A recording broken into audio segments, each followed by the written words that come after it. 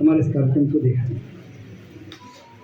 एक विषय बहुत साधारण सा है समझे तो, और बाकी बहुत गंभीर है। विकसित में भारत 2047 की परिकल्पना जो प्रधानमंत्री जी ने रखी है, उसको लेकर के मार्ग कहाँ से निकलता है और क्या हमारी भूमिका है और हम क्या कार्यक्रम करने वाले हैं, तो मैं ज़्यादा और कुछ बीच में बात नहीं रखूँगा। मैं सीधा हमारे संरक्षक आदरणीय मनोहर लाल जी रावत साहब से आग्रह करूँगा कि वो आज ये जो 8 तारीख को कार्यक्रम होने वाला है उसके बारे में हमारे को कुछ भूमिका रखे और बाकी आगे कार्यक्रम की जानकारी देंगे। आपको ये पुस्तक मिला है, पुस्तक में एक समाज के विषय इसमें रखे हुए हैं। मैं आग्रह करूँगा मनोहर लाल जी भाई साहब से विषय रखें। सभी पत्रकार बंधुओं को और यहाँ के आमजन को, विकसित भारत 2047 एक सपना नहीं रहा, उसके राह में भी बहुत तेज़ी से सारी व्यवस्थाएं आगे बढ़ रही हैं। गवर्नेंस की बात करें तो पॉलिसी जो पैरालिसिस था उससे बाहर निकला है देश। माननीय यशस्वी प्रधानमंत्री नरेंद्र भाई मोदी जी के नेतृत्व में बड़े निर्णय हो रहे हैं, दिन रात सारी व्यवस्थाएं बदल रही हैं। माननीय प्रधानमंत्री जी एक शब्द कहा करते हैं कि व्यवस्थाओं में पूरा परिवर्तन लाना है, ट्रांसफॉर्मेशन लाना है, लेकिन होगा कैसे? सबसे पहले रिफॉर्म होगा, उस पर परफॉर्म होगा और उसके बाद व्यवस्थाओं को ट्रांसफॉर्म करेंगे, पूरा उसको रूपांतरित करेंगे, बदलेंगे। जब ये बात आती है तो मेवाड़ के साथ थोड़ा जोड़ के देखते हैं तो एकदम ध्यान में आता है कि मेवाड़ जीवन मूल्यों को लेकर समृद्ध है। भाणा प्रताप, महाराणा सांगा, बप्पा रावत, जितने भी एक परंपरा रही उससे पहले भी यहाँ का जनमानस इस बात को लेकर है कि हाँ, हमारी व्यवस्था अच्छी होनी चाहिए, देश सबसे पहले होना चाहिए, आन बान शान बान पूर्ण है। तो हमारे जीवन मूल्य ये कहते हैं कि हमें उत्कृष्टता पर रहना है। जब उत्कृष्टता पर रहना है तो एक कथन ध्यान में आता है, ये जो मेवाड़ है, ये जो वागड़ है, ये जो भारत है, ये भारत केवल एक भूखंड नहीं है, यहाँ के लोगों से है, लोगों के जीवन मूल्यों से है। तो मेवाड़ की जो बात करें तो ये सारी चीज़ें हैं। ऐसे में विकसित भारत 2047 का एक हिस्सा, एक स्टेक होल्डर मेवाड़ भी है, मेवाड़ का जनमानस है, एक एक व्यक्ति है। उसके जीवन में भी रिफॉर्म होना चाहिए, परफॉर्म होना चाहिए और व्यवस्था जो उसके अनुकूल है, जीवन को उत्कृष्टता की तरफ ले जाए, वो ट्रांसफॉर्म होनी चाहिए। वो होगा कैसे? जब हमारे पास सब कुछ है, विरासत बहुत समृद्ध है, इतिहास हमारे पास उज्ज्वल है, तो ये जो महत्वपूर्ण धरातल है, यहाँ से टेक ऑफ होने की व्यवस्था बनती नजर आती है। और आपने देखा भी होगा कि भारत में जो सबसे बड़े परिवर्तन हुए इसमें मेवाड़ को बहुत कुछ मिला है। एक उदाहरण आपके सामने रखूं, जो ईस्ट वेस्ट कॉरिडोर है और जो स्वर्णिम चतुर्भुज है वो मेवाड़ से होकर गुजरता है, उदयपुर से होकर गुजरता है। ये हमारे लिए सबसे बड़ी अनुकूलता है। DMIC Delhi Mumbai industrial corridor, उसके बारे में कहते हैं कि वो मारवाड़ जंक्शन से गुजरेगा, लेकिन उसका इन्फ्लुएंसर एरिया है, वो एरिया डिस्टेंस 100 किलोमीटर तक है। तो हमारा अपना मेवाड़ उसमें आता है, थोड़ा आगे तक भी जाता है। बांसवाड़ा के जो पावर प्लांट बनने की संभावना बनी है, आगे बहुत तेजी से रतलाम से डूंगरपुर वाया बांसवाड़ा जो रेलवे लाइन आ रही है वो भी उसके तहत ही हुई। तो अनुकूलता जब बहुत कुछ हो गई तो हमने ये भी देखा है कि शहर को बदलते हुए यहाँ पर शिक्षा को लेकर एक हब बना है, स्वास्थ्य को लेकर हब बना है, मेडिकल टूरिज्म बहुत तेजी से हुआ है, 5 स्टार होटल्स हमारे यहाँ पे बहुत हैं, प्रकृति की दी हुई हमारे पास झीलें हैं, यहाँ तक कि हमारे पास पिछोला और फतेह सागर तो है ही, लेकिन जैसलमेर का अभी जो है जिस ढंग से टूरिज्म को लेकर एक काम होना चाहिए था संभवतः वो कम है। ये सारी चीज़ें हमारे पास हैं। तो ऐसे में विकसित भारत के जितने भी आयाम, आपने पिछली बार देखा होगा स्वदेश दर्शन योजना के तहत ऋषभदेव, मानगढ़, त्रिपुरा सुंदरी जी, गौतमेश्वर जी, सीता माता अभयारण्य को जोड़ा। तो एक बात तो चल पड़ी। तो ऐसा लगता है कि हमारे जो देवस्थान है वो लेकर लोग जिज्ञासु हैं, उसको लेकर देखना चाहते हैं।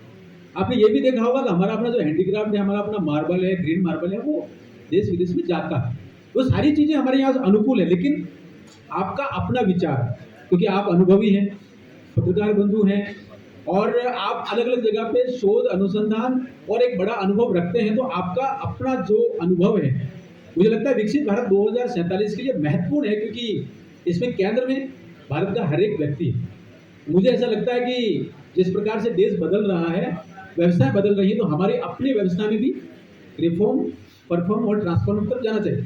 हमने ये सोचा है, पिछले साल 28 मई को एक छोटा चिंतन अरावली विचार मंच के बैनर तले किया था। उसमें आइडियाज़ मिले। सबसे बड़ा आइडिया उसमें मिला था कि जाखम का जो पानी है, जाखम डैम का पानी, डैम जब पूरा भर जाता है तो बहकर समुद्र में चला जाता है, उसको कैसे रोका जाए, एक आइडिया मिला था। उसमें 2-4 चीज़ें और भी मिली थी। सीताफल का आइडिया मिला था। 2 आइडिया पर हमने काम किया। तो जाखम वाला जो एक्सिस वाटर समुद्र में जाता है, उस बिंदु को लेकर माननीय मुख्यमंत्री जी के स्तर पर जब चर्चा की, उनको लगा हाँ ये बहुत कीमती बिंदु है और इसे दरियावत, सलोपर, यहाँ तक कि उदयपुर ग्रामीण, उदयपुर स्वयं और आगे भी यदि जल जीवन मिशन और दूसरे तरीके से जोड़ें, खेरवाड़ा का एरिया भी, वहाँ पर भी कुछ न कुछ बनता है, तो वो प्रोजेक्ट सैंक्शन हुआ 7,000 करोड़ से भी ज़्यादा का। तो मेवाड़ के लिए आगे देवास के जो प्रथम चरण, दूसरा चरण, तीसरा, चौथा चरण तक आगे तेजी से बढ़ रहे हैं। वैसा का वैसा एक परियोजना बहुत बड़ी जाखम वाली हुई।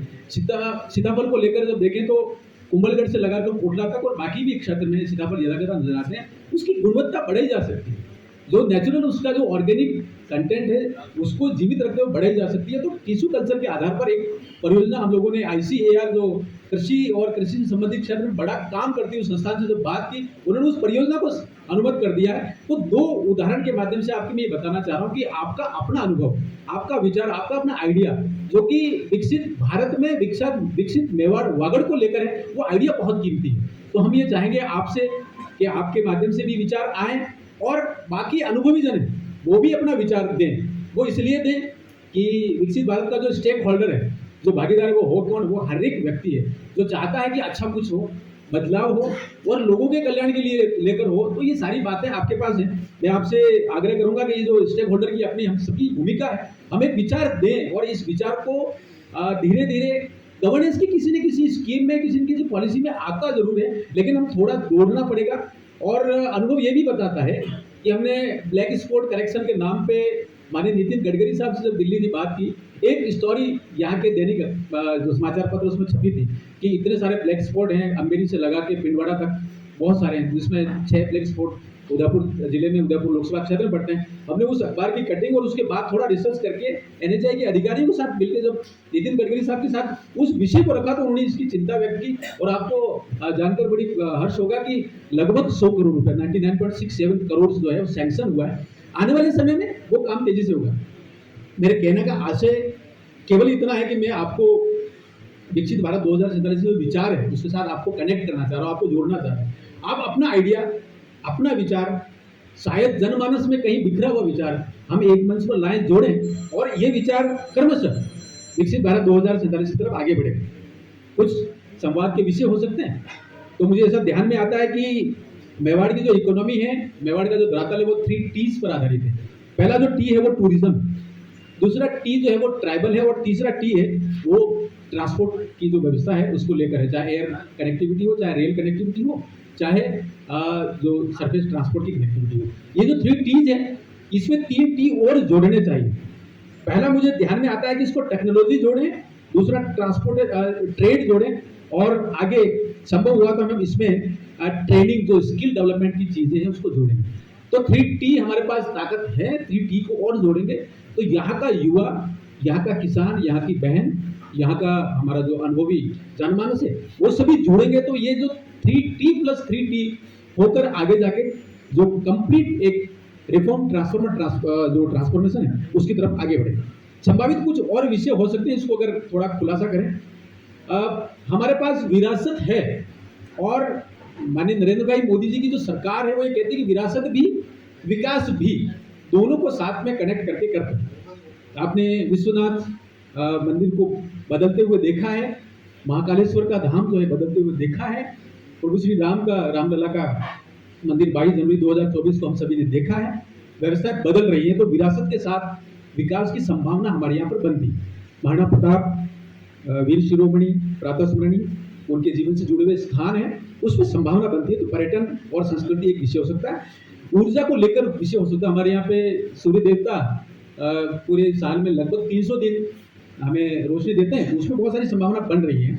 जल संसाधन को लेकर जैसा कि मैंने उल्लेख किया, जाखम का पानी, एक्सिस पानी जो बारिश में चला जाता है उसको जोड़ना, इसमें और भी संभावना है। सोमकमला अम्बा भी है, उसमें 2 नदी भी है, उसमें साबरमती भी है और भी जितनी नदियां हैं जो परंपरागत रूप से हमारे यहाँ से निकलती हैं और बाहर जाती हैं वो सारी जोड़ने की संभावना होती है। खेती अपने आप में उसको ट्रांसफॉर्म करने की स्थिति बनती है। और जो रेल परिवहन है, हम दक्षिणी भारत से जुड़ने जा रहे हैं। इलेक्ट्रिफिकेशन का इशू है, हो गया है, लेकिन जो ट्रेन की फ्रीक्वेंसी बढ़ेगी तो कितना लोड लेगा उस पर तेजी से काम चल रहा है। हमने जब रेल मंत्रालय और रेलवे बोर्ड और यहाँ के अफसरों से बात करी तो बहुत तेजी से इसमें संभावना बढ़ रही है, बहुत जल्दी दक्षिण भारत को जोड़ने वाली बात बनेगी। तो उसके बाद वो जो ट्रेड और उसकी जो मैंने बात की वो बहुत आसानी होगी। डीएमआईसी में बहुत सारी परियोजना है, जिसमें पावर प्लांट भी है, वो भी आएगा।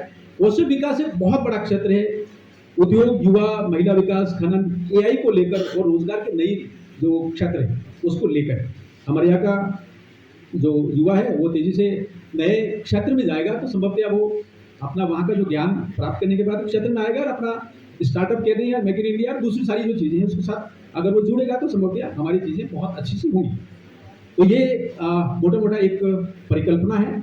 जब साथियों से बात की है, कई से चर्चा की है, वरिष्ठ इसमें जो जिनका अनुभव है, राजनेता हैं, शांति लाल चपलोत साहब हैं, हमारे जितने भी अनुभव हैं उनको देखा है।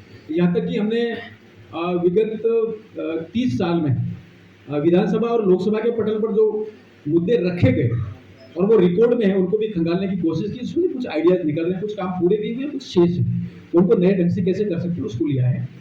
तो मुझे लगता है इस संबंध में आपका अपना आइडिया, आपका अपना विचार, आपका अपना अनुभव, एक पुरानी स्टोरी जो आपने कहीं संभाल के रखी होगी गैलरी में, वो स्टोरी यदि हमें हाथ लगेगी तो हम कोशिश करेंगे कि उस पर तेज़ी से काम करें। और जो भारत सरकार और भारत का माहौल जिस प्रकार से बदल रहा है, बदलता हुआ भारत है, और वो बदलाव भारत आपने सभी ने देखा होगा, डिफेंस का सेक्टर हो चाहे दूसरे सारे सेक्टर हो। और सबसे बड़ा बदलाव हमें ये नज़र आता है कि धीरे धीरे हम जैसा राष्ट्रीय नेतृत्व ने सोचा है, जैसा एपीजे अब्दुल कलाम साहब की एक पुस्तक है विकसित भारत, इसको जब पढ़ते थे तो उसमें बहुत आइडियाज़ थे। इसमें एक संवेदनशील नेतृत्व और संवेदनशील शिक्षक और उसकी सारी बातें हो रही, वो सारी चीज़ें और विपरीत परिस्थितियों में आगे बढ़ना उन्होंने नेतृत्व कहा है। मुझे लगता है वो सारी चीज़ें चरितार्थ हो रही। ऑपरेशन सिंदूर में हम सभी ने देखा है जिस प्रकार से घर के अंदर घुस के मारा है और कहा है कि अगर आप गोली चलाएंगे तो जवाब हम गोले से देंगे। ये भारत का विचार है, ये नया भारत है। और इस नए भारत में युवा, महिला, गरीब, किसान, हम सभी किसी न किसी रूप में जुड़े हुए हैं। लेकिन कोई ऐसी बात जो विकसित भारत की यात्रा जब चलेगी तो पीछे रह नहीं जाए, छूट नहीं जाए, और जो कहना चाहता है, करना चाहता है, सक्षम है, संबंधित तक पहुंचना चाहता है, उस तक पहुंचने से वो रह नहीं जाए, इसको लेकर एक ये आइडिया किया है। और इस आइडिया में माननीय अटल बिहारी वाजपेयी साहब की एक कविता है, वो बहुत हमें प्रेरित करती है। आप सभी उसको जानते हैं लेकिन आपके सामने रखना चाह रहा हूँ। तो ये विकसित भारत है तो इसमें करना क्या है, कदम मिलाकर चलना होगा। हास्य रुदन में, तूफानों में, अमर असंख्य बलिदानों में, उद्यानों में, वीरानों में, केवल उद्यानों में ही कदम मिलाना ऐसा नहीं है, वीरानों में, अपमानों में, सम्मानों में। हो सकता है कई चीज़ हमें अच्छी नहीं लगेगा लेकिन हम लोगों को शेयर करना है और कहीं ना कहीं ढूंढ के लाना। अपमानों में, सम्मानों में, उन्नत मस्तक ऊपर सीना, पीड़ाओं में पलना होगा, कदम मिलाकर चलना होगा। तो हम आग्रह करते हैं, आप सभी, हम सभी स्टेक होल्डर हैं, आइडिया आपके पास है, आप हमें दें, हम कोशिश करेंगे जो इस बात को करता है, जो इस बात को कर सकता है उस स्तर पर ले जाए जिसमें विरासत के साथ विकास की संपूर्ण बातें होगी। और ये जब काम करेंगे तो ऐसा मन में भाव आएगा कि सब लोग हमारा साथ दें। जब हम व्यापक हित की बात करेंगे तो सब लोग जुड़ते जाएंगे, तो जुड़ते जाएंगे तो वो भाव हमारे व्यवहार से ही है, जिसको बोलते हैं जो दृढ़ राखे धर्म को तहीं राखे करता है। ये ईश्वरीय इच्छा है कि विकसित भारत तो होगा, लेकिन जब होगा तो हमें भी आनंद आना चाहिए, हमारा भी थोड़ा सा एक शेयर उसमें हो, हमारा अपनी भागीदारी हो, तो एक अच्छा रहेगा। तो हम विचारों को विशेषज्ञों से आमंत्रित कर रहे हैं, कोशिश कर रहे हैं। राष्ट्रीय स्तर पे IITians भी इसमें हैं, IIT के प्रोफेसर्स भी हैं, उद्योग जगत के भी लोग हैं, राजनीतिक क्षेत्र में लंबा अनुभव रखते हैं वो भी हैं, और आपकी तरफ से भी इसमें भागीदारी रहेगी। मुझे लगता है एक मोटी रूपरेखा इसमें आ गई है। आप सभी को इस कार्यक्रम के लिए आमंत्रित करता हूँ और मैं धन्यवाद देता हूँ जयवंती प्रताप सेवा संस्थान और बाकी सारे लोग जो इसमें जुड़ रहे हैं, जिसमें हम सभी हैं, आप सभी हैं। तो आप सभी को प्रणाम करते हो, शब्दों को विदा देते हैं। नमस्कार जी। एक नया कार्यकर्ता जब राजनीतिक क्षेत्र में काम करता है और गवर्नेंस में जब जाता है तो ऐसा ध्यान में आता है कि विषय आगे बढ़ने चाहिए। तो जैसा मैंने निवेदन किया कि पहला विषय हमने जल सेवन को लेकर किया कि झारखंड का पानी कैसे इसमें आया है। तो हमने जब मुख्यमंत्री जी इसके लेवल पे बात की और एसीएस अभय कुमार जी के साथ बात की और बाकी सारे ऑफिसर्स जो जीरो लेवल पे काम करते हैं और अनुभव रखते हैं कि फाइल कहाँ चल रही है, लेकिन मुद्दे सारे फाइलों के और वो कैसे लेगा ना, बजट के ठीक टाइम पे जाके लास्ट ईयर सितंबर में इस विषय को आगे बढ़ाया तो 7,300 करोड़ के करीब इसमें सैंक्शंस आई है। वो केवल इतना नहीं है कि पानी आएगा एक जगह से उठ के दूसरी जगह, रास्ते में पड़ने वाले लोग देखेंगे उनको क्या मिला, वो ईर्ष्या नहीं करें, कुछ लोग इसको मुद्दा नहीं बना दें।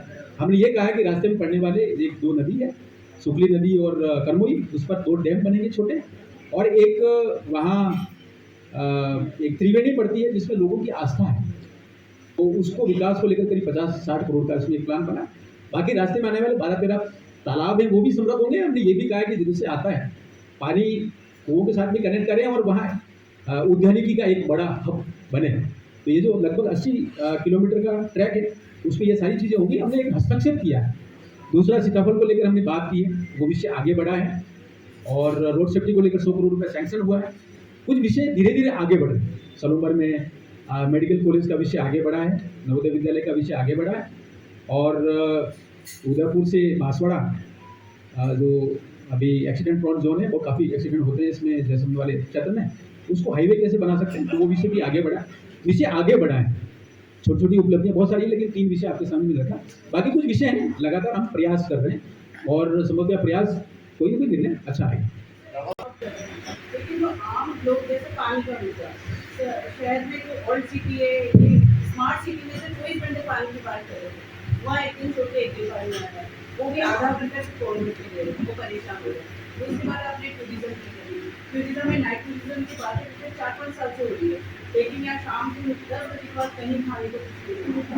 मेवाड़ कॉम्प्लेक्स का 100 करोड़ का प्रोजेक्ट कितने लंबे टाइम से लोग की चीज बना हुआ है, आगे बढ़ रही है, कभी हेक्टर एजेंसी पास जाती, कभी तो अभी 120 करोड़ का बजट पास हुआ है, वो भी अभी शायद वो बना ही नहीं है प्रोजेक्ट रिपोर्ट वगैरह कुछ भी हो। तो ये जो छोटी छोटी चीजें जिससे आम आदमी पूछ रहा है, जैसे विलेज टूरिज्म, वो केंद्र सरकार से जो एक विलेज का चयन हुआ है ना, वो वहीं तक रह गया, बट कोई एजेंसी नहीं जो वहाँ तक पर्यटकों को ले जा सके। बिल्कुल, थैंक यू। आपने 3 विषयों, सबसे भारी मुद्दा है। बिल्कुल आपने 3 विषयों की तरफ संकेत किया। स्मार्ट सिटी परियोजना जब नरेंद्र भाई मोदी जी 2014 में जब देश के मुखिया बने तो उन्होंने एक आइडिया किया था, 100 सिटीज़ को लिया था। हमारे यहाँ लगभग 100 करोड़ रुपये 1000 करोड़ के करीब यहाँ पे अलग अलग काम हुए हैं। इश्यूज हैं, प्रेस के माध्यम से भी ध्यान में आते हैं, लेकिन जो बदलाव सिटी के अंदर देखा है वो बहुत बड़ा है।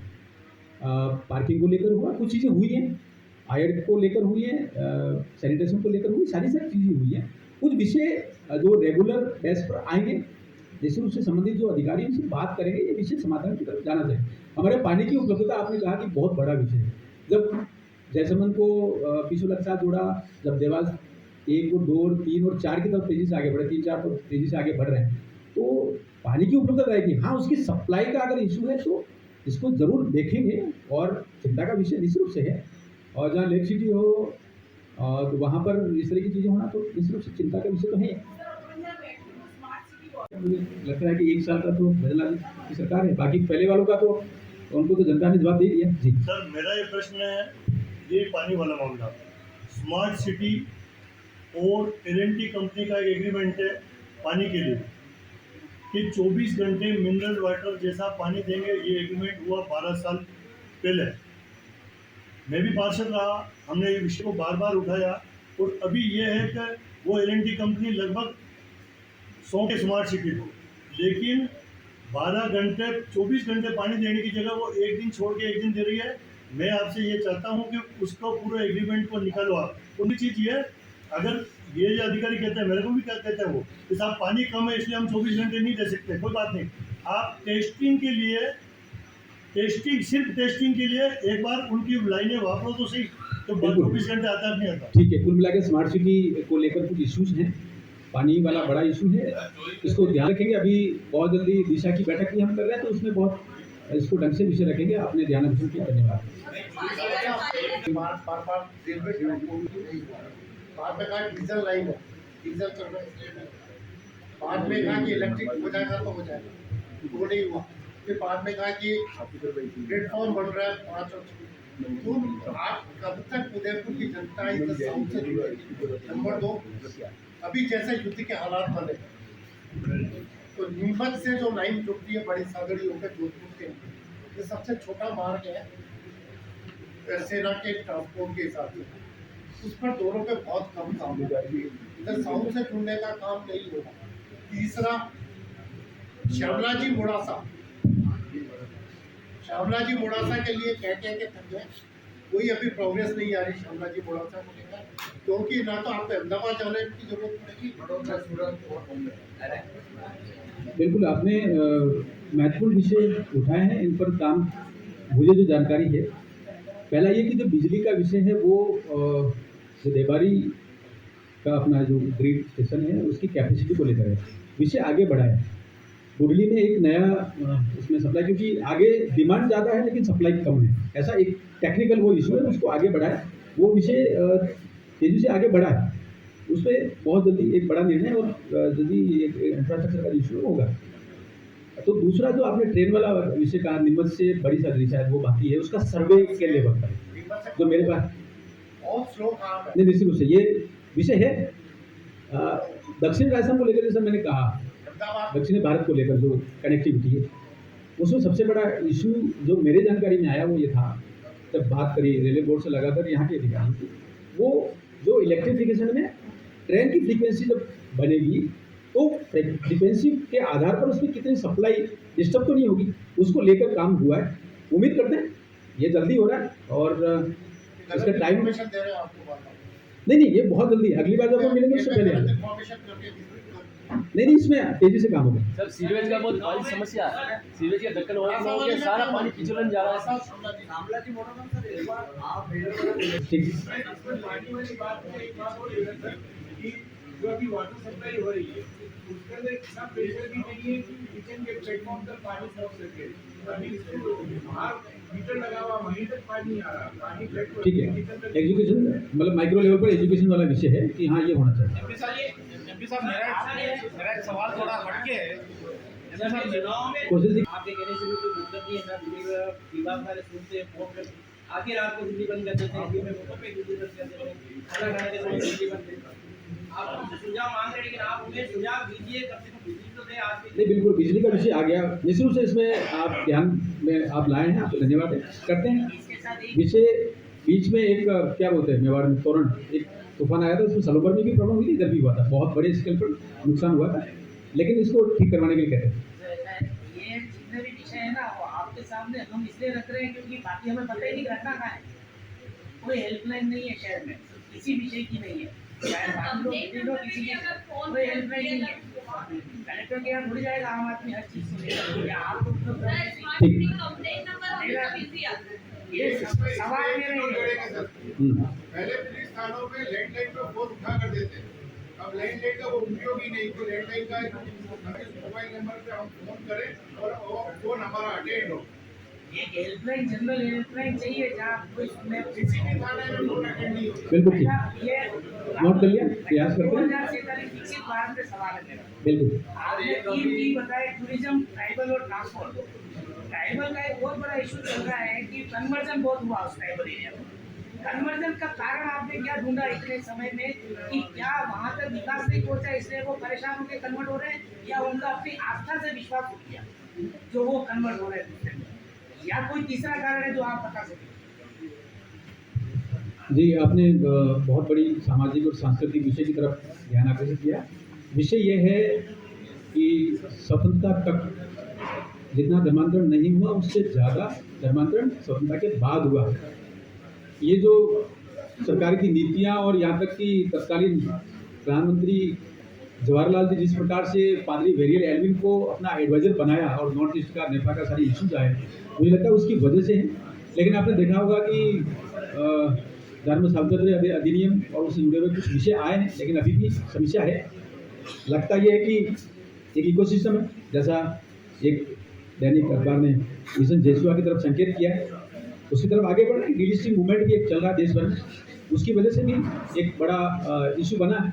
जिस प्रकार से एससी में जो धर्मांतरित ईसाई और इस्लाम के लोग नहीं होते, उस प्रकार के एसटी में क्यों नहीं हो, वो एक विसंगति उसको दूर करने का भी चल रहा है। मुझे लगता है बहुत जल्दी इसमें कुछ न कुछ होगा।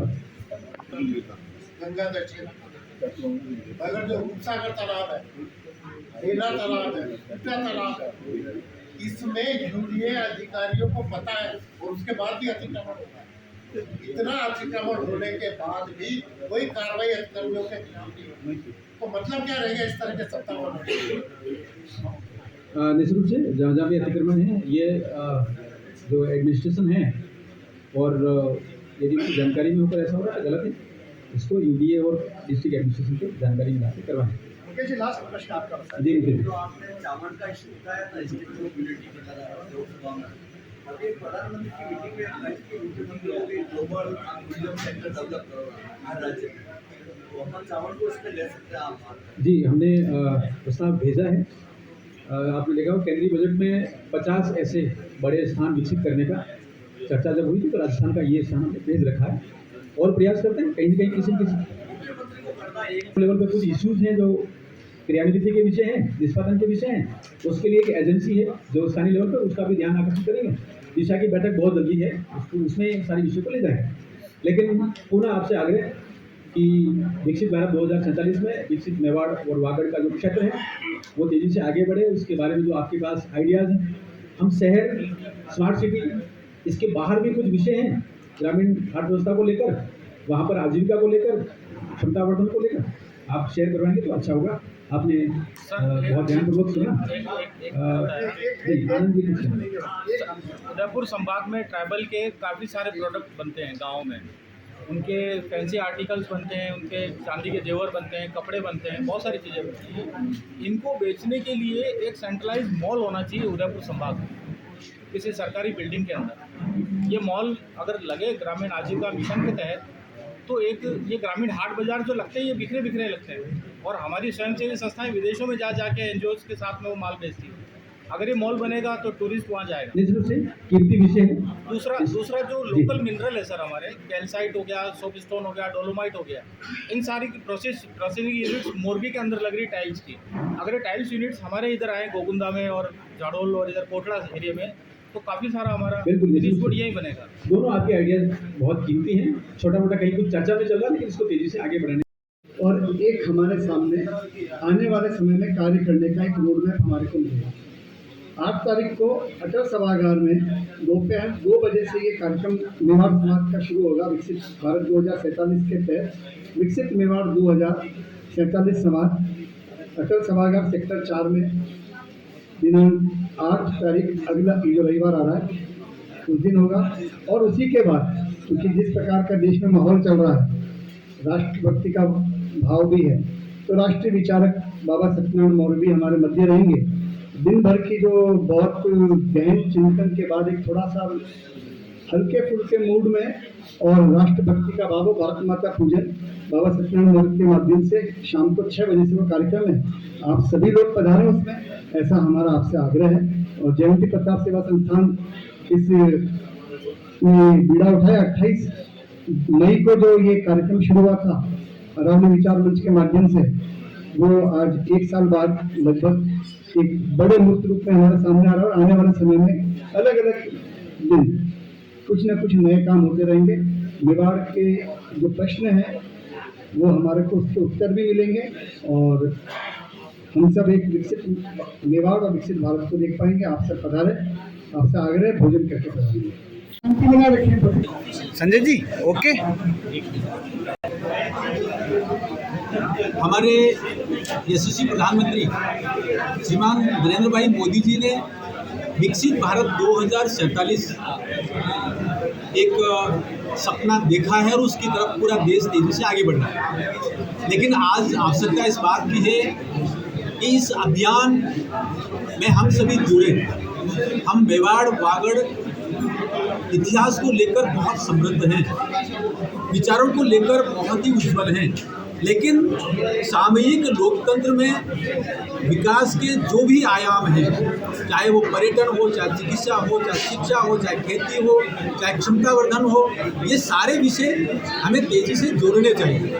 जब विकसित देश हो जाएगा तो हम सभी अपने समस्याओं का निराकरण कर लें। तो इसके लिए आवश्यक है कि मेवाड़ के हम सभी जो स्टेक होल्डर हैं, हमारे पत्रकार बंधु हैं, हमारे विद्वान जन हैं, हमारे ट्रेड से जुड़े हुए लोग हैं, ग्रामीण जन हैं, किसान हैं, युवा हैं, महिलाएं हैं, जनजाति समाज से हैं, एससी से हैं, ओबीसी, सभी को इसमें जुड़ना है। तो जब हम सभी इसके भागीदार हैं तो हमारे जो आइडियाज़ हैं, हमारी समस्या है, उसका संभावित निराकरण है, यदि हम उन सबके सामने लाएंगे, हम तक पहुंचाएंगे, हम प्रयास करेंगे कि सरकार की योजनाओं के साथ में इसको जोड़ें, दूसरे जो भी इसमें काम करें उनके साथ जोड़कर उनका निराकरण करें। संभवतः यही विकसित भारत का जो अंतिम लक्ष्य है कि सबका साथ, सबका विकास, सबका प्रयास और सबका विश्वास कायम हो। मुझे लगता है इसकी तरफ तेजी से आगे बढ़ेंगे। इसको लेकर संवाद हमने रखा है। अभी 8 जून को अटल बिहारी वाजपेयी सभागार सेक्टर 5 उदयपुर में आप सभी पधारें, अपने आइडियाज़ दें। उसमें हम विचारों को संकलित करके उसके संभावित समाधान है उसको लेकर प्रयास करेंगे। जो इस पर काम कर सकता है उस अथॉरिटी तक पहुंचाएंगे। इसके लिए ये संवाद है। सर, ट्रिपल टी का एक नवाचार उदयपुर के लिए है, इसके बारे में थोड़ा देखिए, ट्रिपल टी हमारी ताकत है। आप देखेंगे टूरिज्म हमारी बहुत बड़ी ताकत है, विरासत के साथ विकास और बाकी सारे आयाम उसमें जुड़ते हैं। और यदि एक पर्यटक आता है तो करीब 10 लोगों को रोजगार देकर जाता है और हमारे यहाँ की इकोनॉमी को ताकत मिलती है। पहला टी टूरिज्म है। दूसरा ट्राइबल है। जब ट्राइबल में आप देखेंगे कि यहाँ का जनजाति बाहुल्य क्षेत्र है तो क्षमतावर्धन हो, खेती अच्छी हो, गाँव ठीक ठाक हो, जो जनजाति विकास के लिए धरती आबा जनजाति उत्कृष्ट ग्राम अभियान है वो अच्छे से हो, जल संरक्षण हो, पर्यावरण हो, ये सारी बातें हमें सामने दिख रही है। तो दूसरा टी ट्राइबल है। तीसरा, हम ट्रांसपोर्टेशन को लेकर बहुत समृद्ध हैं। भारत का जो ईस्ट वेस्ट कॉरिडोर और स्वर्णिम चतुर्भुज दोनों मेवाड़ से होकर गुजरते हैं, उदयपुर से होकर गुजरते हैं। भारत के गिने चुने शहरों में हमारा नाम है, उसको लेकर बहुत संभावनाएं हैं। यहाँ की रेल दक्षिणी भारत से जुड़ चुकी है, ब्रॉडगेज हो गया, और एयर कनेक्टिविटी भी बहुत अच्छी है। मुझे लगता है ये सारी जो चीज़ें बहुत अच्छी हैं और आगे जाकर यदि हम इसमें कुछ नए आयाम जोड़ेंगे, टेक्नोलॉजी को जोड़ेंगे, ट्रेड को जोड़ेंगे और जो ट्रेनिंग कैपेसिटी बिल्डिंग उसको जोड़ेंगे तो जो नए 3 टीज हैं वो इसमें ताकत देंगे। इसमें पॉलिटिकल सवाल था, एक बीटीपी विधायक जो रिश्वत देते पकड़े गए और उसके बाद में उनकी नकली मार्कशीट और ये सारी बातें, इस पर क्या कहें? बीटीपी, बीएपी ये एक षड्यंत्र है जो बाहरी तत्वों से प्रेरित है और हिंदू समाज, जनजाति समाज, क्षेत्र का विकास, शिक्षा, जो महिलाओं की गरिमा है, युवाओं को आगे बढ़ने की ताकत, इन सबको रोकता हुआ मालूम होता है। आप देखेंगे पत्रबाज बना रहे हैं वो आदिवासी हिंदू नहीं ऐसा नैरेटिव फैला रहे हैं। वो अंग्रेजों और पादरी वेरियर एल्विन का एक बिछड़ा हुआ छूटा हुआ नैरेटिव उसको आगे बढ़ाते हुए नजर आते हैं। ये पूरी तरह से फ्रॉड है, ये लुटेरी गैंग है और लुटेरी गैंग की वजह से ये सारे काम कर रहे हैं। जो इनके सांसद हैं राजकुमार जी रोज, वो सारे इनके संसाधन हैं, पैसे हैं, उसको लेकर बैठ गए और दूसरे विधायक हैं, दूसरे जो सरपंच और प्रधान हैं उनसे वसूली करवा रहे हैं। उसका एक नमूना है कि बागीदोरा से आने वाला एक विधायक जय Krishna Patel anti corruption bureau द्वारा रंगे हाथों गिरफ्तार हुआ है। मुझे लगता है उसकी जो उन्होंने एक इतिहास रचा है बेईमानी का, लुटेरी गैंग का, ये इसको भुगतेंगे और जनता इसका जवाब देगी। जो आदिवासियों में धर्मांतरण का विषय बहुत बड़ा है और या तो उनकी आर्थिक स्थिति मजबूत नहीं हो रही है या फिर को हानि पहुंचाना। वो डिवाइड एंड रूल करते थे लेकिन वो धर्मांतरण में सक्सेस नहीं हुए। विद्वान लोग बताते हैं, किताबें बताती हैं, शोध अनुसंधान बताता है कि 1947 के बाद जो केंद्र में सरकार रही उन्होंने जो यूरोपियन विचार था, यूरोपियन विचार थे, उस पर आगे बढ़े। ये भी ध्यान में आता है कि पादरी वेरियर एल्विन को तत्कालीन प्रधानमंत्री जवाहरलाल नेहरू ने अपना सलाहकार बनाया था और नॉर्थ ईस्ट का सलाहकार बनाया, मेघालय, नागालैंड और नेपाल का जो क्षेत्र है उसमें बनाया और उसमें बहुत ज़्यादा नुकसान पहुंचाया। संस्कृति को हानि पहुंचाने का ये जो काम है मुझे लगता है पूरी तरह से अराष्ट्रीय है। भारत के लोकतंत्र के लिए सही नहीं है। और संविधान में अनुच्छेद 25 है जो हमें अपने संस्कृति को बने रखने के लिए जरूरी है, उसको हानि पहुंचाता हुआ नजर आता है। ये रुकना चाहिए, इसके लिए हम प्रयास करेंगे, सरकार भी प्रयास कर रही है। और जो डीलिस्टिंग मूवमेंट है, 22 राज्यों में 720 जनजाति समाज के लोग इसको आगे बढ़ा रहे हैं। ये जो धर्मांतरित ईसाई और मुस्लिम के लोग हैं वे माइनॉरिटी है, वे एसटी में क्यों हैं? इसमें संसद अपना कानून बनाए, ऐसा एक प्रयास चल रहा है, मुझे लगता है ये उचित है।